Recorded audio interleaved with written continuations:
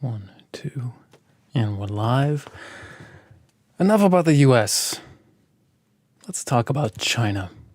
You don't even know what China is, do you? What is China? You didn't know what a Republican was. You didn't know what a Democrat was. You don't even know what China is now. Let's talk about China. While the U.S. is infighting and in decline, at least the evidence seems to point in that direction, although those are imprecise terms. What's China doing? China's in takeoff mode. China has been in takeoff mode. China is in Apollo 11 mode, but maybe Apollo 13 mode. They're a rocket ship that took off during my lifetime, although the engine was already running by the 80s. Definitely taking off now. Definitely been taken off. Been took off. And they're aiming for number one. They're aiming for the number one spot, and why wouldn't they? What does a competitor do when they reach the number two spot except think about number one? Nobody aspires to win a silver medal. This is a surprisingly neglected point in a lot of the hawkish and consternating discussion about China. And we'll get into all that. This is Retraice segment number 47 for Friday, November 11th, 2022, 11 p.m. Eastern, 8 p.m. Pacific. It is also 12 noon in Beijing. But over on the west side of China, it's more like brunch time, maybe even a late breakfast. 4 a.m. in London, 3 p.m. Sydney. You know all that. Did I say it's November 11th? I did. All right, so China is the most people with the most history, mostly doing well, except lately, and now making a comeback. 1, 2, 3, 4, 5. That's how I think you should think of China. Think about China. The most people, they've got like 1.4 billion. 1.4 billion. It used to be, if you were an American, you would say for you, there are 3 Chinese. Now it's like there's 4. But anyway, that's not going to keep going like that because of the one-child policy, which, strangely enough, is not in my notes. Well, anyway. The most people with the most history, they're the oldest continuing civilization, depending on how you measure civilizations, but really not depending on that. There's not anyone. All of the civilizations have fallen in any recognizable form, but Chinese civilization, just their written history, it's like 3,500 years. And then I read somebody today that said, and when they started writing, their civilization was already old. They've mostly been doing well. Like the history of Chinese civilization is a lot of inventions and thriving and the good stuff that you want from a civilization. They had a century of humiliation. That's their phrase for it. So that wasn't part of that doing so well. But now, and by now I mean since the 70s, 80s, definitely the 90s and 2000s, they've been doing better. The most people with the most history, mostly doing well, except lately and now making a comeback. They are 1 billion people. It's not even a billion. You round now, it's 1.5 billion. You used to be able to round down to 1 billion. Now you have to round up to 1.5 billion. But they've got this population bomb thing about to happen, the demographics, because they did the one-child policy too long. And now they're trying to kickstart, 2 and 3 child, and it's not working quickly enough. And anyway, they tried kickstarting it too late. And we'll see. Some people think that's going to be the downfall of China, of modern China. Some people think. It is intensely competitive over there. How do I know? I haven't been there. I've read a lot of books. I've watched a lot of videos. I've read a lot of articles. Intensely competitive in mating because of a one-child policy, which means people aborted or in more horrific ways got rid of girls because girls were more expensive and or didn't bring in any money in the end for the family. And if you could only have one child, you need to focus on the economics. And so terrible, terrible things. The one-child policy, it sounds like a rule, but I've heard it described as sort of like multiple means of committing what amounted to a genocide. It was forced sterilizations, forced abortions, all the horrible stuff. So anyway, if you're a guy looking for a gal in China, you've got your work cut out for you, because there aren't as many women now. It's not a big percentage difference, but it doesn't take much. It's like 1, 2, 3, 4 something percent difference from memory. They're also intensely competitive in business. Why? Because they're coming up.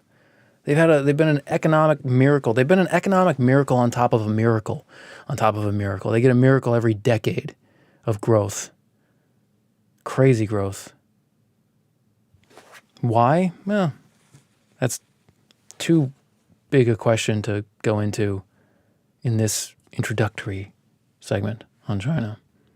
But there are answers. There is a why they've been so miraculously economically successful. Intensely competitive in business, intensely competitive in the competition for love and family.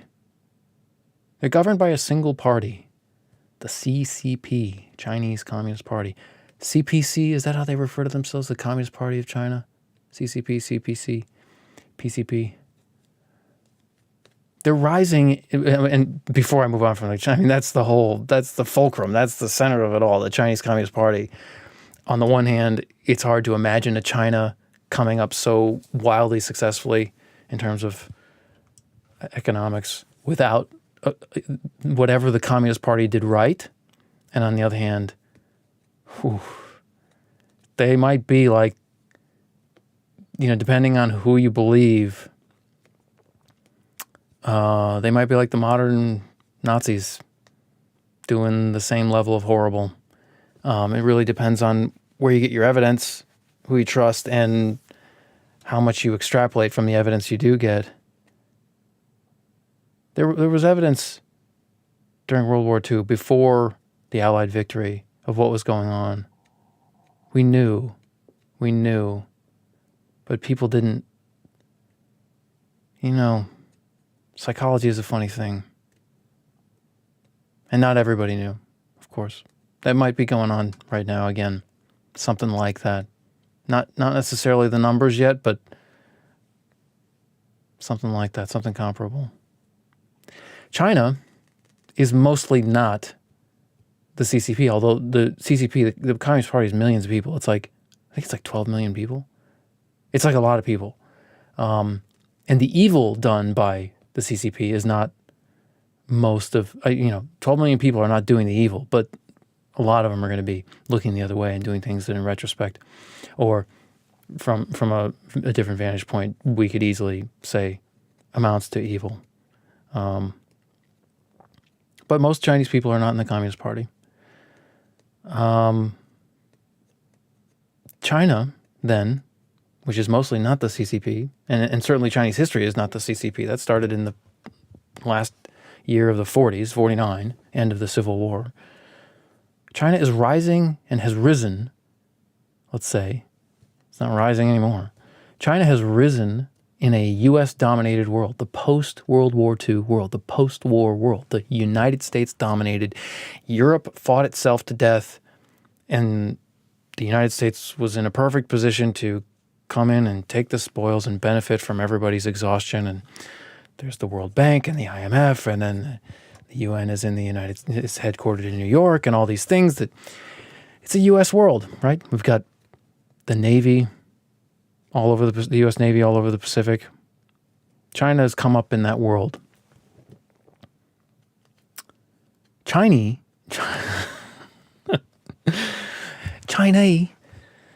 the Chinese, China, or the Chinese, or Chinese if you like. Some people like to just say Chinese, so I've heard, are speaking Chinese. You might have already known that. You might think that goes without saying. It does not go without saying. In fact, it should go with saying in Chinese. But I don't know how to say it in Chinese. Zhongwen? Zhongren? I forget. Zhongguo is the country. Zhongren is the Chinese people. I forget what anyway, I know a tiny bit of Chinese. I've studied the language much more than I've learned to speak it or read it, which is to say, I understand how the characters work, radicals, pictograms, ideograms. I understand how they correspond to the syllables and sounds and the four tones. And I understand, but I can't, I'm sorry, I just didn't get quite to the point where I can speak it usefully for anybody. But they're speaking it all the time. Like these people, you would not believe the Chinese. They wake up every morning. The first thing they do when they start talking, they're speaking Chinese. At the end of the day, they're still doing it. Can you believe that? So why do we point this out? Chinese, Mandarin Chinese is the spoken version, and then I forget what they call the written, it's like Han something. I forget the proper word for the written. So the spoken Mandarin is one thing.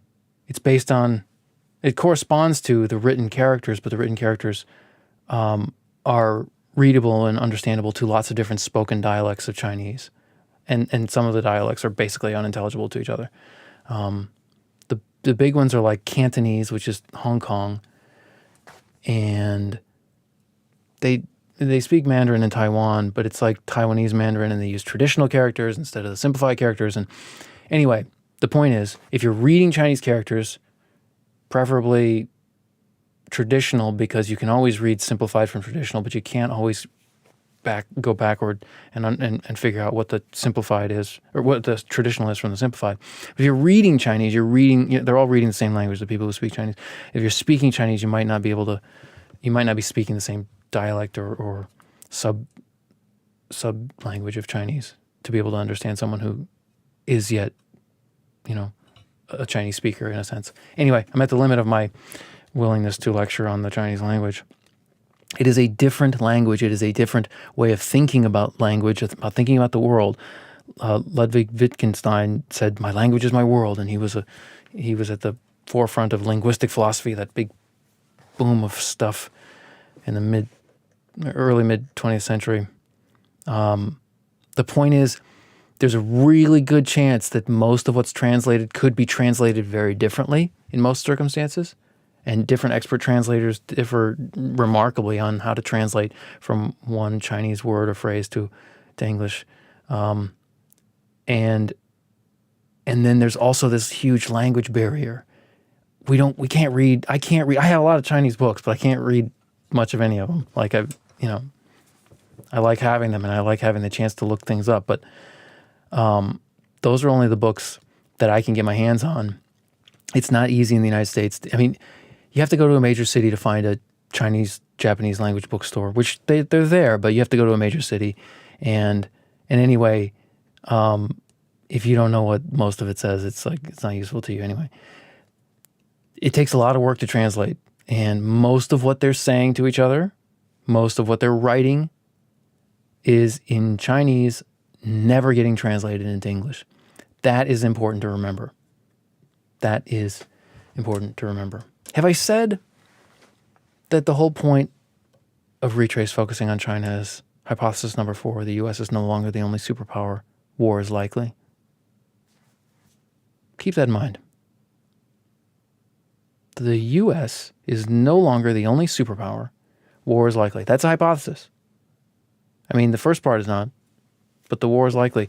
And it's kind of not really a hypothesis because it's not a truth about, we'd have to define likely, like what's the probability. You can't really run different simulations or different, you can't restart the world over and over again to see what happens. The world is not a rat. Rats are so easy to form hypotheses about. War between the U.S. and China.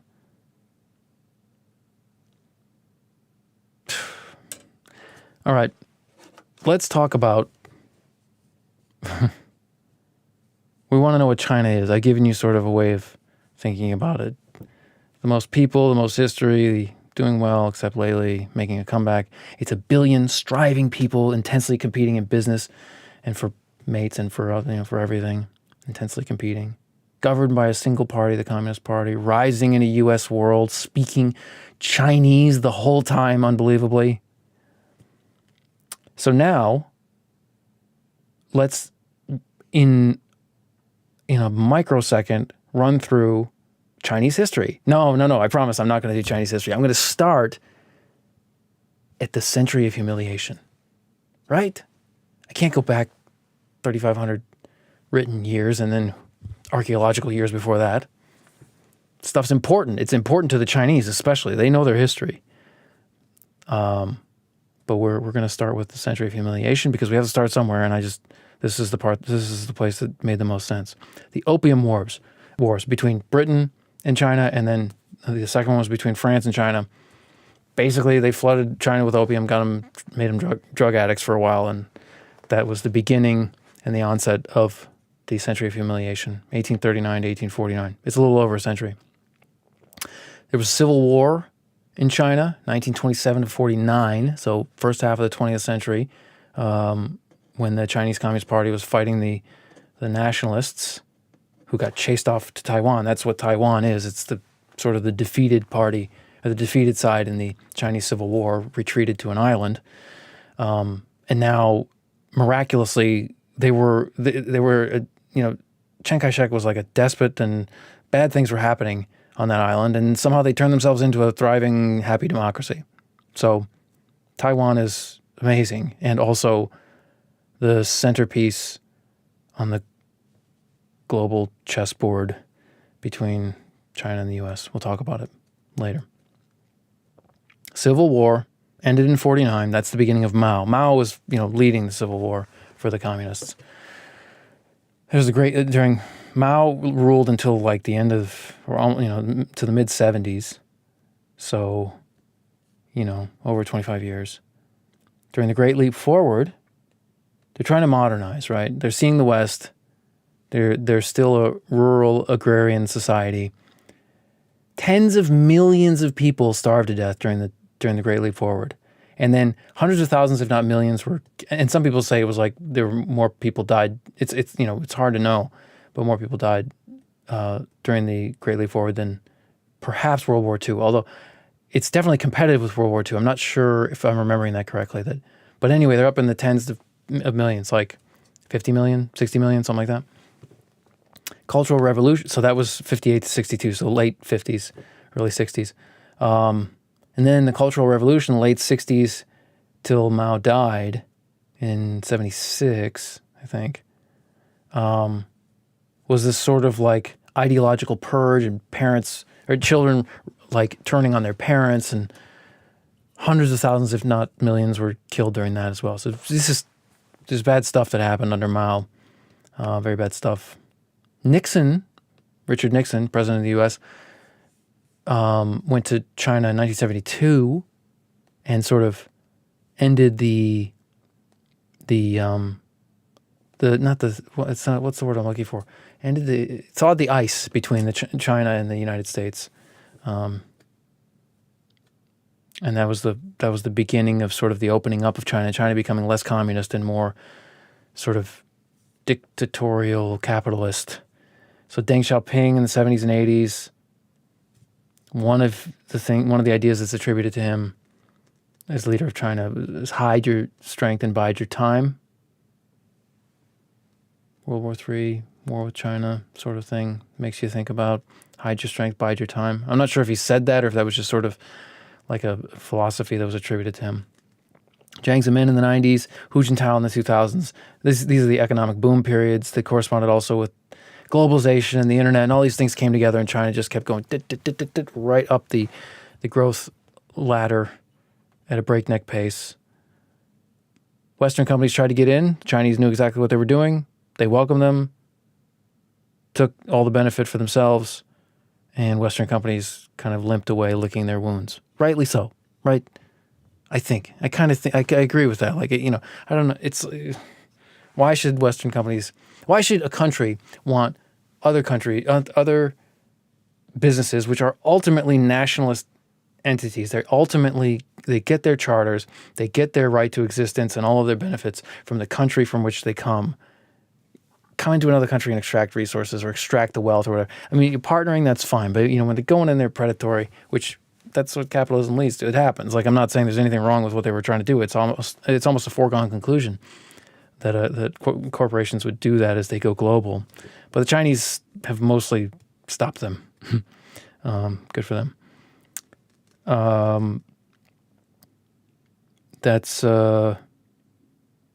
So that brings us up to about the Xi Jinping period. Now, there's one idea that emerged right before Xi Jinping. It's easy to mispronounce his name, as I will do. There's one idea that emerged in China just before Xi Jinping came to power in 2012. It's the idea of the China dream, which ultimately boils down to taking over the world from the United States. That's how scholars and experts and diplomats interpret this China dream thing that was in a book in 2009. Somebody wrote about it in 2005 as well. And it's not really clear if there's like some sort of, but people in China know. The China dream was written by like a military guy. And it's sort of like the grand vision of the more narrow thing that came out in Unrestricted Warfare, which was another book that was written by two colonels in the People's Liberation Army. And that's more like the strategy and tactics of modern warfare in the wake of the Gulf War. They saw the Gulf War and they're like, clearly, we have to, things are changing in the 90s. The 90s is a super changing decade, and they wrote it at the end of the 90s, and they're going to say war is like anything now. Anything economic, cultural, political, networks, terrorism, anything goes in warfare now. That's the only way that anybody can hope to defeat the United States. So that's Unrestricted Warfare, the China dream of, sort of making up for the century of humiliation by before 2049, before the 100-year anniversary of the Communist Party taking power in China, they want to take over the world. Now, that is supposed to be controversial. Oh, do they really want to take over the world? Is that really how you should understand the China dream? Who really said what? Do we really have all the translations? Is it just the Hawks, Pillsbury, and people, or is it? Just think about it. It's not a wild thing for them to aspire to. They're aspiring to be number one soon after becoming number two. That's not crazy. The Unrestricted Warfare, I haven't scoured that book. I've read, the sort of the parts that jump out, but again, it's like, of course, warfare is going to evolve. Tactics and strategies are going to evolve based on technology. That's the first thing that they identify as being, the difference maker is technology. Technology. So war is going to be different now that one entity, the United States, can kick the crap out of a country like Iraq at the beginning of the 90s and doesn't show any sign of being tired or out of money. There's going to have to be a different approach to anybody who wants to resist that force. And if you're number two and that force comes looking for you, you better be ready with a way of resisting it, hence Unrestricted Warfare. It just doesn't seem that crazy to me. The 100-year marathon, which is the idea that, in Pillsbury's book, that's his title, and it's based on this China dream thing, and in the China dream book is the phrase, the marathon can be translated as rejuvenation. The word that in Chinese is either marathon or rejuvenation. It's like part and parcel. I don't see how that's possible, but again, going back to the language, they speak Chinese. That's where it all went confused when they started thinking a marathon and rejuvenation were the same thing. No, you know what I mean, though. It's like, it's strange when a word in Chinese can be translated to both of those words. Like, I have some familiarity with marathons, and it's not rejuvenating. Okay. Anyway, I haven't run one, but I aspire to. I aspire to do so. So the 100-year marathon, China takes over for the United States. They say, and Pillsbury says in his book, that the guy who wrote it, I forget his name, the guy who wrote it, when he talks publicly about it in the United States, which he's done, or like two Western sources, I don't know if he's done it from U.S. soil, but He says, no, we want to do it peacefully. But when he's at home and when he's in Chinese and not in English translation, he hints that like, we got to do this by force. We got to be ready to strike and all this stuff when the time is right. And then obviously unrestricted warfare, there's nothing hidden about, the sort of hostile military intent behind that. But again, why is that controversial? Why would number 2 not want to be number 1? Xi Jinping first ascended to power in 2012, 5-year term. He's party secretary, president. It's like they're one and the same, but sometimes they can be held by 2 different people. There were a couple of eras when I think it was like Jiang Zemin and Hu Jintao weren't. Anyway, I'm not that good at the Chinese history of heads of state. But he's both, and this just happened earlier in, was it late October or early November? Anyway, last few weeks, the Chinese Communist Party Congress, I think they call it the Congress, met and confirmed that Xi Jinping would have another 5-year term, which is unprecedented since Mao. So since the 50s to 70s, none of their leaders have. But there haven't been that many leaders. But it's been a while. He did a purge of a lot of Communist Party people accused of corruption. Probably purged a lot of the threats to his power as well. But there was also definitely a corruption problem. So how much of this, how much of that? There's been a constant outward pushing in the South China Sea by the Chinese military, the People's Liberation Army. The Chinese Navy is part of the PLA, right? Like I don't remember if they have a different name for the Navy, but they're boat driving soldiers. South China Sea is contentious because a lot of global commerce goes through. I mean, first of all, global like shipping, using shipping containers on crude oil basically fueled tanker ship or container ships is the cheapest and dirtiest way of moving products all over the world, and it's just crazy cheap compared to the other options. So a lot of shipping traffic goes everywhere, but the South China Sea especially sees a lot of traffic, and so as the Chinese Communist Party and the PLA, they've made islands, like they've dredged up in shallow parts of the South China Sea. They dredged up the sand and made islands, the Spratlys, and these different. I think it's the Spratlys is one of them. These different places where there wasn't land. They've made land and then put military bases on it. The Belt and Road Initiative is sort of a global economic interconnected system of. I've Googled it a couple times. I don't know what the meaning of belt and road is. Like, I don't know why it's called belt and road. But anyway, there are roads and then there are shipping lanes. Maybe the belts are the shipping lanes. And ports, container ports that can handle modern container ships and the biggest container ships. And, the Chinese have been, under Xi Jinping, building out as part of their sort of global economic push. Hong Kong. There was an uprising. It started with the school curriculum, scholarism, the scholarism movement in resistance to mainland China starting to affect what was taught in the schools in Hong Kong. And then through several waves, it eventually culminated in the national security law in response to millions of people protesting on the streets about extraditing criminals or accused people from Hong Kong to the mainland, where they don't, there's like a 99% conviction rate in China. You don't get real justice if you go to mainland China for your trial. Millions of people, and Hong Kong's it's not even 10 million people, I think. And like a third of them were on the streets, according to the estimates, for one of the protests in particular.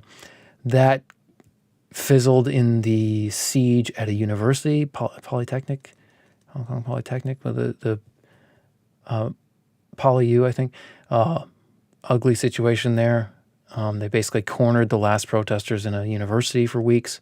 Was it weeks? Anyway, it was long enough. It was a miserable thing to watch. And the national security law got passed. It's sort of, the Hong Kong government was sort of independent. It used to be, held by the British, and it was handed back to China in the 90s. And then they said they weren't going to change anything for 50 years. It's all complicated anyway. Hong Kong, they lost. Honestly, watching what happened in Hong Kong, and I watched it live when it happened, was probably the most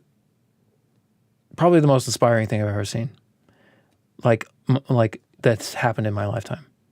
But they lost. And a lot of them have been disappeared into the prisons, and then some of them have run to Taiwan, but it's not working out very well in Taiwan. And it's a lot of them got accepted into the UK, and given a path to citizenship there. Nancy Pelosi went to Taiwan not too long ago, a few months ago, against the wishes of the Chinese Communist Party, Xi Jinping. She did it anyway. Good for her. That was awesome. The Communist Party, the PLA, responded with a bunch of military exercises, like shooting missiles all over the place around Taiwan. Basically, they're threatening to invade Taiwan. For the longest time, everyone's known that they want to invade Taiwan. Remember, Taiwan is where the nationalists retreated after losing the Civil War to the communists on the mainland. And so the communists, they don't like that the nationalists still control that awesome island. And it's got its own economic system as far as they're concerned. And it's all this complicated international politics. They're not recognized Taiwan is not recognized as a country by most international bodies because China will retaliate if the international body recognizes Taiwan as such, including the climate conference that's going on right now. Pretty much anything the UN does, because China has a veto on the Security Council in the UN. So, but Nancy Pelosi went to Taiwan, and it seems like both parties in the United States, Democrats and Republicans, are clear that we should and we do support Taiwan. Whether we'll be able to protect them or help them to become a porcupine against the Chinese attack, that's a different story. COVID started in Wuhan. Maybe it leaked accidentally out of a lab. Maybe it was just the wet market. Nobody knows. Both hypotheses are valid. One is really contentious, obviously.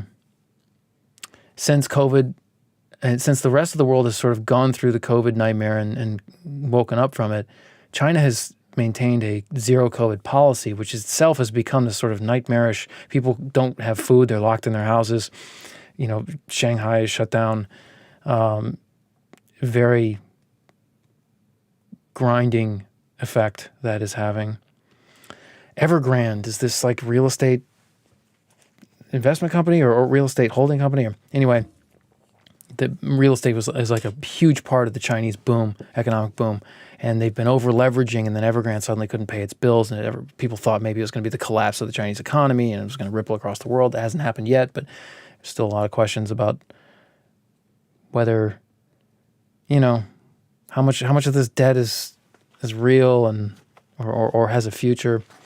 And it's not just Evergrande; it's there's a lot of. It's a hyper-competitive economy, right? Competitive society. It has to be. People are going to cut corners. Tofu dreg projects are buildings that are made of materials that remind the locals of the dregs of tofu, and they fall apart. Facades fall off buildings. Sometimes bridges fall down. Pedestrian bridges fall down and kill people. Sometimes whole high-rise residential towers fall down. I don't think one's fallen down with people in it yet, but people have been killed when they've fallen down. There's been basically they didn't respond the Chinese Communist Party did not respond very well to the invasion of Ukraine in the sense that they tacitly supported it, and they're also doing trade with Russia and didn't sort of react the way the rest of the international community did, which and should. A war of aggression is. I think that's the highest crime in international law. The Uyghur Muslims in China, basically there were like some terrorist attacks, people drive, like somebody driving vans into crowds of people. There's video of this stuff.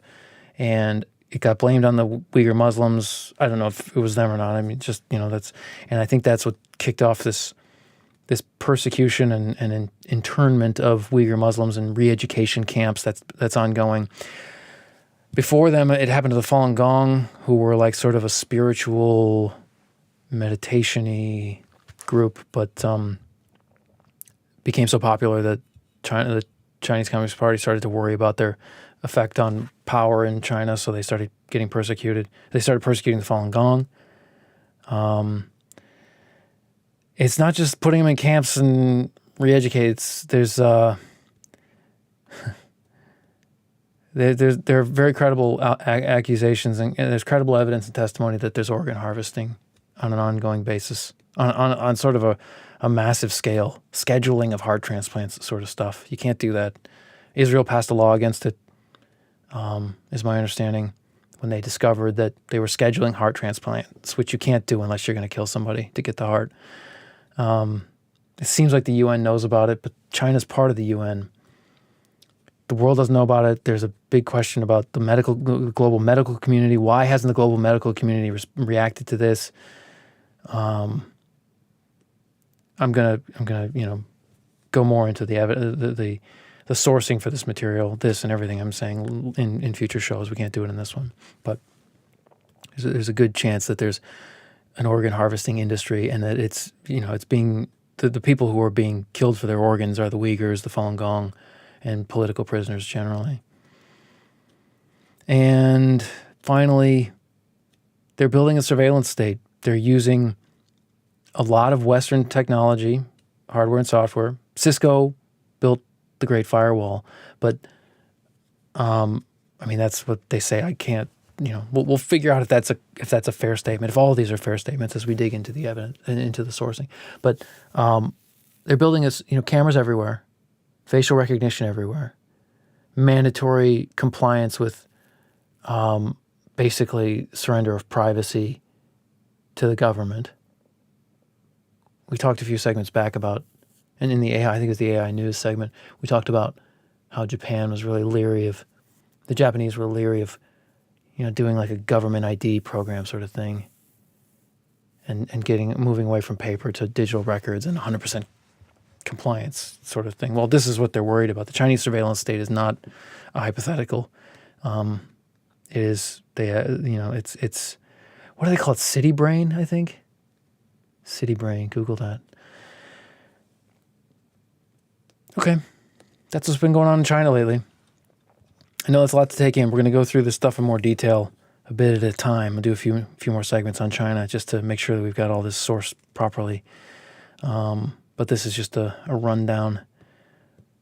The most people with the most history, mostly doing well, except lately, and now making a comeback. But is it going to end in World War III with the United States? Is it going to end in a dystopian surveillance state that gets the technology for which, or the technology and methodology for which, get exported to all the other places that it can go, and then eventually creeping in on us? And even if it doesn't get to us, what about all these other people? What about the people in China? And what about the people in second and third world countries that might get stuck in a power system they can't escape, that no one could escape because it works? These are possibilities. So anyway, have a good evening. This has been Retraice, segment 47. No references for this one. I'm not going to cite any of this stuff. It takes a lot of work to cite all this. I'm going to do it piecemeal in the coming segments. So I'll write the stuff up in the notes, but I'm not going to cite anything. I'm going to make sure that I cite everything later in more detail and piecemeal. But anyway, the PDF notes are at retraice.com, retraice.com. Next segment's tomorrow, 11 p.m., 8 p.m. Pacific, and all the other times. Signing off.